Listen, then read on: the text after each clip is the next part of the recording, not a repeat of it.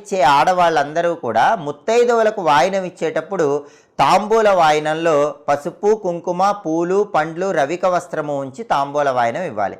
అయితే తాంబూల వాయినం ఇచ్చేటప్పుడు చాలామంది ఆడవాళ్ళు చేసే తప్పేంటంటే ఒక్క పండు ఉంచి తాంబూల వాయినం ఇస్తూ ఉంటారు. అలా ఎప్పుడూ కూడా వరలక్ష్మీ వ్రతంలో ఒకే ఒక్క పండు ఉంచి తాంబూల వాయినం ఇవ్వకండి. జంట పండ్లు ఉండాలి. మీరు ఏ పండ్లు పెట్టినా సరే 2 పండ్లు ఉండేలాగా చూసుకోండి. అప్పుడు ఆ తాంబూలం అనేటటువంటిది సంపూర్ణమైన శుభ ఫలితాలను కలిగింపజేస్తుంది.